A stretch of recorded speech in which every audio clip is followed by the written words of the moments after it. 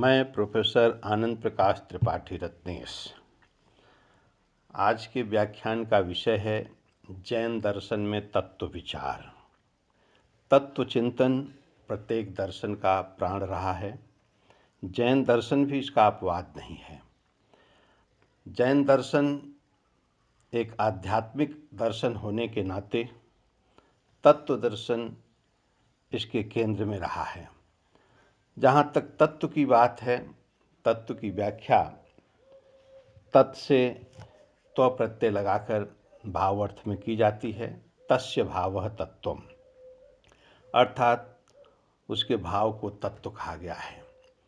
लेकिन जैन दर्शन में तत्वम पारमार्थिकम वस्तु, यहाँ ये माना गया है कि परमार्थ यानी मोक्ष की प्राप्ति में साधक और बाधक ही तत्व हैं।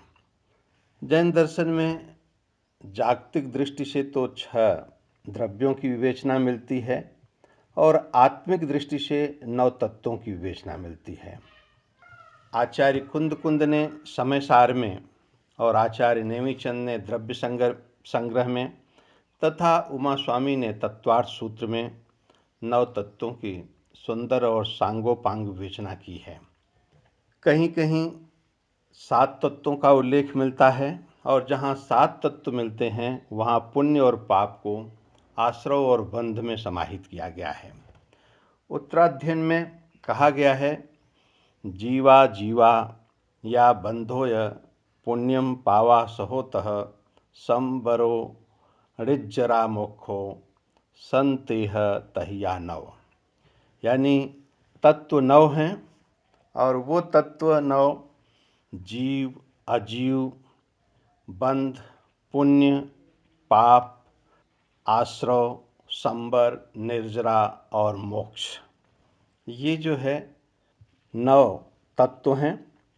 और इन 9 तत्वों की विवेचना तालाब दृष्टांत देकर भी कहा गया है। जीव तालाब है, अजीव अतालाब है, और जो तालाब के पानी को बंध तथा तालाब से निकलते साफ पानी को पुण्य, गंदे पानी को पाप, और जो तालाब से नाला निकलता है उसको आश्रव, और उस नाले को रोक देना संबर, और अंदर के पानी को निकालना निर्जरा, और खाली तालाब मोक्ष है। इस प्रकार से भी 9 तत्वों की विवेचना तालाब दृष्टांत देकर के जैन दर्शन में की गई है। अब ये जो 9 तत्व हैं, इन 9 तत्वों में अगर हम देखें तो कौन से तत्व ज्ञेय हैं, कौन से तत्व हेय हैं, कौन से तत्व उपादेय हैं, इस दृष्टि से अगर विवेचना करते हैं तो जीव और अजीव ये ज्ञेय हैं, और जीव अजीव जो ज्ञेय हैं इनका ज्ञान हो जाना एक तरह से मोक्ष होता है। तो जीव अजीव ज्ञेय हैं, और हेय जो है पाप है, पुण्य है, आश्रव है, बंध है, ये चारों हेय हैं। पाप तो हेय है ही। पुण्य को जो है सांसारिक जीवन में कभी कभी जो है उपादेय मानते हैं, लेकिन चूँकि ये बंधनकारी है इसलिए ये हेय है। और आश्रव जो बंधन का द्वार है वो तो हेय है ही, और बंधन भी हेय है। और संबर, निर्जरा और मोक्ष ये उपादेय हैं, ये सबके लिए प्राप्त होने योग्य हैं। तो इस तरह से हेय, ज्ञेय और उपादेय की दृष्टि 9 तत्वों की विवेचना देखी जाती है। इसी तरह से हम मूर्त और अमूर्त की भी दृष्टि से देख सकते हैं। हम जानते हैं जैन दर्शन में मूर्त वो है जिसमें वर्ण, गंध, रस और स्पर्श होता है। जिसमें ये नहीं होते वो अमूर्त है। तो जीव, संबर, निर्जरा और मोक्ष जो हैं ये मूलतः अमूर्त हैं, और पुद्गल मूर्त है, और आश्रव बंध, पुण्य पाप इसके यथार्थ रूप हैं, अतः ये भी मूर्त हैं। तो जो 9 तत्व हैं, जीव, अजीव, पुण्य पाप, बंध, आश्रव, संबर, निर्जरा और मोक्ष, इसमें एक एक की विवेचना करते हैं। तो पहला तत्व है जीव तत्व। जीव को परिभाषित करते हुए जैन दर्शन में चेतना लक्षणों जीवः कहा गया है कि जीव जो है वो चेतन है और ये चेतना इसका स्वरूप धर्म है, आगंतुक लक्षण नहीं है। यानी हर स्थिति में चेतना और जीव का तादात्म्य संबंध होता है। और एक ये भी कहा गया है कि जीव वो योग लक्षणाम, यानी जीव का जो है उपयोग लक्षण है। अब प्रश्न उठता है ये उपयोग क्या है? तो कहा गया है कि चेतना व्यापारो उपयोग है। जो चेतना का व्यापार होता है वो उपयोग है। तो इस तरह से चेतना के व्यापार को उपयोग कहा गया है। और हम देखते हैं कि जैसे आत्मा का जो बोध रूप है, ज्ञान रूप, यही व्यापार है और यही उसका उपयोग है। जहाँ तक आत्मा के वैशिष्ट की बात है, आत्मा कर्ता है, भोक्ता है, स्वामी है, देह परिमाण है। और आत्मा दो प्रकार की मानी गई है, संसारी आत्मा, मुक्त आत्मा। मुक्त आत्मा का स्थान सिद्धशिला है। और संसारी आत्मा जो बद्ध आत्मा है, जो यानी कर्मों के चक्कर में पड़कर संसार में परिभ्रमण करती रहती है जब तक कि सारे कर्म कट नहीं जाते। तो इस तरह से हम ये देखते हैं कि जीव जैन दर्शन का एक महत्वपूर्ण तत्व है। और उसके विपरीत जो दूसरा तत्व है वो अजीव। अजीव जीव का प्रतिपक्षी तत्व है और ये उपयोगवान नहीं है। उपयोगवान तो जीव ही है, ये उपयोगवान नहीं है, लेकिन ये नित्य और शाश्वत तत्व है। और ये देखा जाए तो दो दृष्टि है, दो प्रकार के अजीव पाए जाते हैं। एक जो अरूपी अजीव है, अरूपी अजीव धर्म, अधर्म, आकाश और काल, ये अरूपी अजीव हैं। लेकिन रूपी अजीव जो है वो पुद्गल है, जिसमें वर्ण, गंध, रस और स्पर्श पाए जाते हैं। तो ये रूपी पुद्गल है। इसके अतिरिक्त जो तीसरा तत्व है वो पुण्य तत्व है। तो शुभम कर्म पुण्यम, यानी जो शुभ कर्म है वो पुण्य है। संसार में जो अच्छे कर्म किए जाते हैं वो पुण्य कर्म कहलाते हैं। तो इस तरह से अच्छे कर्मों को पुण्य कर्म कहा गया है। और ये तीन प्रकार के हैं, पदार्थ पुण्य और योग पुण्य, विनय पुण्य। पदार्थ पुण्य में जैसे अन्न है, अन्न पुण्य है, जल पुण्य है, स्थान पुण्य है, शयन पुण्य है, वसन पुण्य है, ये सब पदार्थ पुण्य कहलाते हैं। और योग पुण्य में जो मन, वचन, काय पुण्य, मन पुण्य, वचन पुण्य, काय पुण्य। और विनय पुण्य में माना गया है कि जो हम भक्ति करते हैं और जो नमस्कार करके दूसरों का दिल जीतते हैं, ये जो है विनय पुण्य है, जो भक्ति और नमस्कार के माध्यम से होता है। चौथा है पाप तत्व। ये पुण्य का प्रतिपक्षी तत्व है पाप। मूलतः अशुभ कर्म करने से पाप होता है। अशुभ प्रवृत्तियां जो होती हैं वही पाप का कारण बनती हैं। और जहाँ पुण्य से ऊपरी गति मिलती है वहाँ पाप से अधोगति होती है। और पाप जो है जैन दर्शन में 18 पाप माने गए हैं जो गर्हित हैं। पहला है हिंसा, दूसरा है झूठ, चोरी, अब्रह्मचर्य, परिग्रह, क्रोध, मान, माया, लोभ, राग, द्वेष, कलह, अभ्याख्यान। अभ्याख्यान कहते हैं जो मिथ्या दोषारोपण करते हैं, पैशून्य जो चुगली करते हैं, परिवार दूसरों की निंदा करते हैं, रति, अरति, माया, मृषा और मिथ्या दर्शन शल्य। ये 18 प्रकार के पाप हैं जो गर्हित हैं, जो यानी अशुभ कर्म जनित हैं और इनसे बचने का प्रयास करना चाहिए। अब है पांचवा तत्व, आश्रव तत्व। जैसा कि हम जानते हैं कि जैन दर्शन में जीव और अजीव को स्वतंत्र तत्व माना गया है। अब जब ये स्वतंत्र तत्व हैं तो इनमें संबंध स्थापित करने वाला भी कोई तत्व होना चाहिए।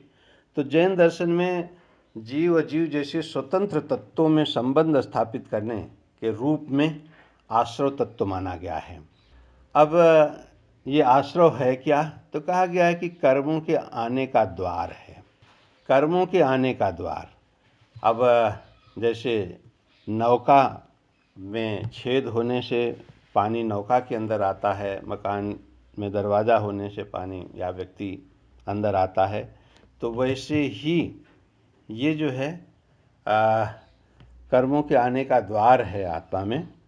तो इसलिए कहते हैं कि जो जीव की तरफ कर्म पुद्गल आते हैं, जो कर्म पुद्गलों का जो प्रवाह है जीव की तरफ, उसे आश्रव कहा गया है।